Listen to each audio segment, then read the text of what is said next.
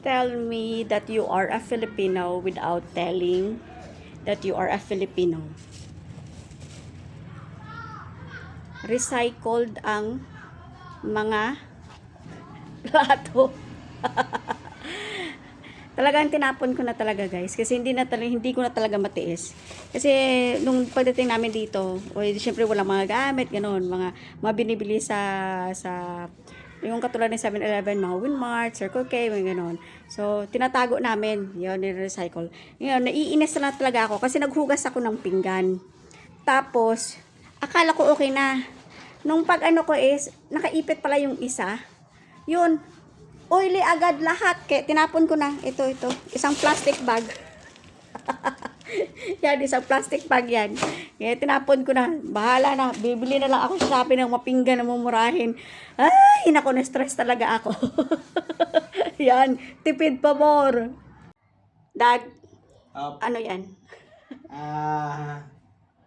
Duanan. Ano? Duanan. Oil, cooking oil, tatato ko.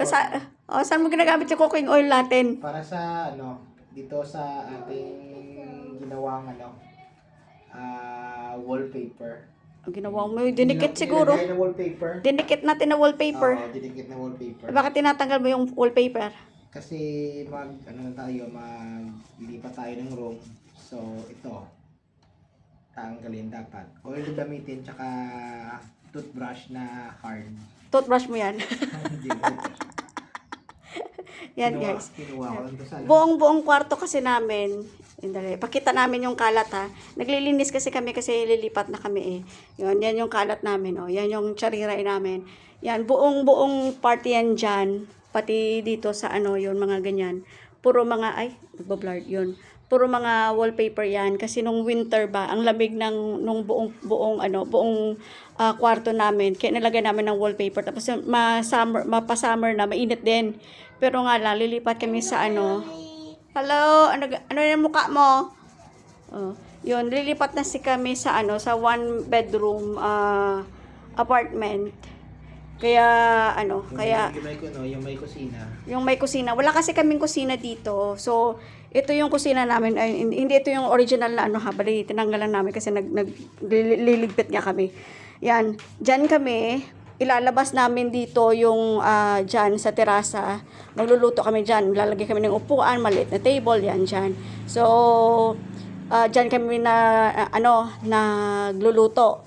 Tapos, ang amoy ng mga pagkain namin, papasok din dito sa kwarto namin. So, amoy pagkain din yung kwarto namin. So, matutulog kami, amoy either itlog, either dilis, o amoy isda, amoy manok, yung namin. Yun. So, ang kalat-kalat ngayon ng kwarto namin. Yun, may arenola kami. May CR. Saan, Dad? May CR yung lilipatan natin. Oo, lilipat kami sa may CR, tapos may lababo na, may sink na, yun, one bedroom apartment yun, kasi sobrang stress. Yun, papakita ko sa inyo kung saan yung CR namin. So, kung minsan, pag may may tao sa CR, yun, gagamitin yung arenola. Kung natatai ka, i-hold mo pa. Kasi maghihintay ka, yun. Kita nyo yun sa dulo? Yun. Doon ang CR namin. So, tatakbo pa kami doon, maghuhugas ng pinggan, iihi, tapos minsan pipila pa kami. Kasi nga, may ka-shared kami na co-teacher ko. So, ito dito isa, and then isa pa doon. Yun. Mga Filipino din sila. So, shared toilet kami. Wala rin kaming lababo dyan. Walang kusina, ganun. So, yan ang buhay namin dito sa Indonesia. Hindi siya Indonesia. Bakit ako Indonesia? Nag-Indonesia, hindi. Vietnam. Kasi nag-Indonesia kasi ako, eh. Yun, hindi madali. Hindi naman napakahirap. Medyo mahirap. Medyo kailangan magtiis. Pero, paunti-unti, nagiging okay na rin, Kaya, lilipat kami. Hindi na namin matiis yung, yung tatakbo kami doon sa CR para maghugas ng mga plato, tapos uupo ka, ganun ba? Sa Ilonggo, lumpiga. Noon, dito ka, kaya wala to sang lababo. Yun. Tapos, ang mamimiss ko lang dito, guys, pagising mo, sa umaga, Yan, yung talong, tortang talong mamaya iluluto ko. Paggising mo, yun, labas na. Di ba, makikita mo yung sa labas. Makatingin-tingin ka dun sa highway, ganun, makakita ka ng trees. Yan. So, ito yung mamimiss ko. Bali, sa lilipatan namin, doon kami kasi sa loob. Makikita ko doon, ano na, mga bahay na doon na, ano, na iba na. Hindi na tulad dito, makikita mo yung highway, maglalabas ka, mapahangin-hangin ka dito, yun. Magkakapi-kapi ka, ganyan. Tapos, kaso nga lang, quiet naman doon. Hindi maingay katulad dito. Hindi naman to main highway, ayun yung main highway doon sa, ano, sa dulo, yun doon. Pero may naririnig ka pa rin kasi maraming restaurants dito banda sa amin. Yun. Tapos, wala kaming katre. Yan, nakahiga kami dyan. Nakaganyan yung kumot namin kasi itong bulinggit namin, yan, puno ng chocolate yung bibig, umihi yan. Kaya, tinakpan muna namin. Kaya ako, nako po, laban ng kumot. Ang kamay ko parang ano na, kakatapos ko lang din maglaban ng namin, ng bedsheet namin. Chara, ano kinain mo? What did you eat? Bread na ano? And chocolate. Bread and chocolate. Nandito kami ngayon sa bahay dahil holiday ngayon. Kaya wala kaming pasok. Yun. Ay, hindi pa nalagay yung itlog. Yun pala. Bumili si Sam ng itlog. Magkano to, Dad? 2,500. Ala, may nasira na isa, Daddy. Ay! Lulutuin ko na lang sa sa tortang itlog. Sige. Magkano ang isa, Dad? 2,500 dong. 2,500 dong. To, may isa pa. May nasira din.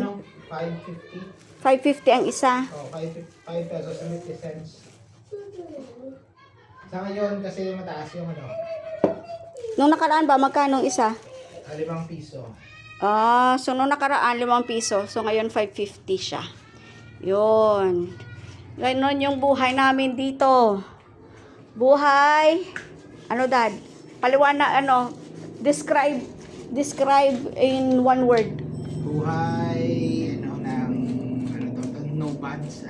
Nomads. Buhay, Buhay NPA, no permanent address. Lilipat na naman dyan, no? Lilipat na naman tayo. NPA tayo, NPA, no permanent address. So, yan na muna, guys. Magluto muna ako ng tortang talong at papakainin ko yung chariray namin habang itong asawa ko ay patiently taking off the wallpaper na nilagay ko. Peeling off. Tinuruan ako ng mga English. Yon. Ako yung naglagay, tapos siya yung nagtanggal. Sabi niya, sige, ka ulit. Mag-wallpaper ka ulit, tapos ako yung tawa ni si Chara eh. Siya ko daw, pinahan ko daw magtanggal ng anong pinahan? Sa Tagalog, hindi ko maano. Ikaw yung, basta ganun, pinahan sa Ilonggo. Okay, bye-bye! Hello!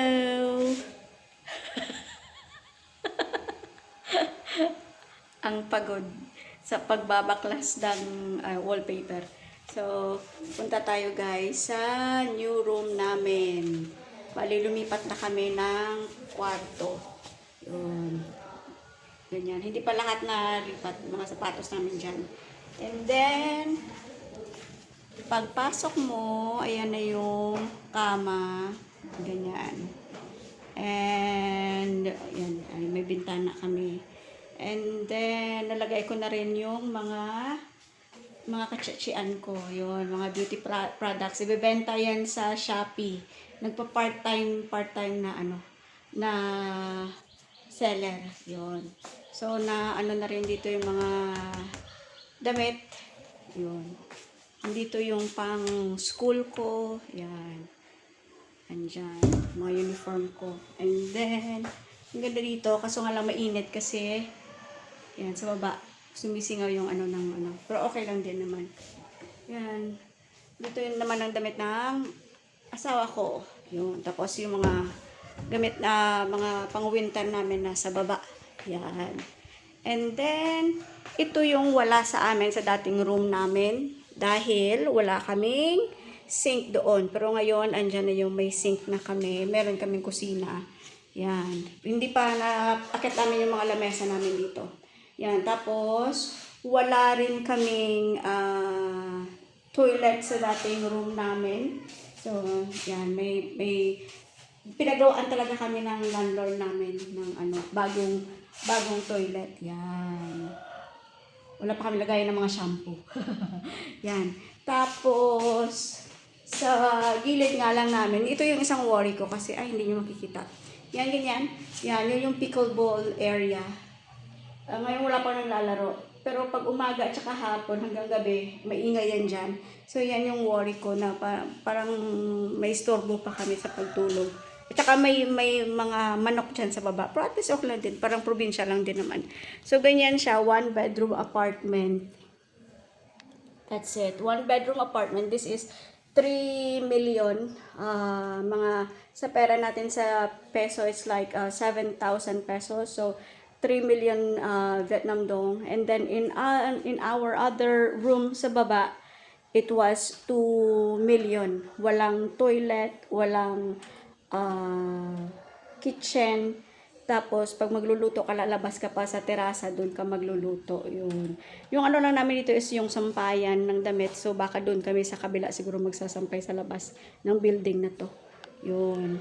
So, ganyan siya. That is 3 million. With 1 bedroom, toilet, at saka yung kusina. Yan. Let's go to our previous room sa baba. Tingnan natin doon. Alright, so this is our 2 million bedroom. Yan, ganyan lang siya kalapad. Bali, binaklasan namin lahat ng wallpaper dyan. Kasi tingnan mo naman yan, puno ng guhit-guhit ng bata. So, binaklasan namin lahat. Yan si Mr. Baklas. Kasi nung winter kasi, medyo chilly talaga dito. Kaya nilagyan namin ng wallpaper sa buong paligid. Yan. So, ito yung, ano kalapad to, Dad? Ang room natin. Na-solve yun na, guys. 13 square meters. Oo, ang tray lang mo. Ang tray, 8 plus, abot pala na din. So, ganyan lang kalaki. Hindi ko sure kung 1 a day or 1 point, 1.5. Para 14 square meters. Kaya mo niyo mo, dire para mag-half day, kung mag-half pa rin na. Aba yung tuya mo, kaya mo na kayo, tuyo. Hindi mo basta Ganyan. Hindi kami construction. And then, mamimiss ko lang dito sa baba, sa kwarto namin. Kasi paglabas mo, daan na. And then, pag medyo naburyo ko sa loob, lalabas ka lang dito, magkakape-kape sa terasa. Yan. Titingin-tingin ng mga dyan. Yun yung main highway. Yan. So, uupo ka lang dito. Titingin-tingin sa baba. Yun. Ka na. Dito kami nagsasampay ng damit namin. Yan yung sampayan namin. Yan. So, madali siyang matuyo. Kasi yung iba doon sa taas yung sinasampay Yan. So, doon sa amin, baka maghanap pa kami ng area kung saan kami magsasampay. Yun lang yung isang concern ko doon. So, ganito lang. Ganito yung 2 million. This is the 2 million bedroom. Yan. Yung internet namin, ipapalipat na pa yan namin bukas. Bukas yan nakaschedule. Yan. At saka isa lang natuwa ko doon kasi luma itong aircon na to. Doon bago yung aircon na na-install. Wala nga lang kami electric fan doon. So, bibili na lang kami siguro. Yun. Nag-uumpisa ulit kami. Nag-uumpisa mamuhay. Sa edad na 43. Alright. That's all for now, Daddy. Bye-bye. Bye-bye.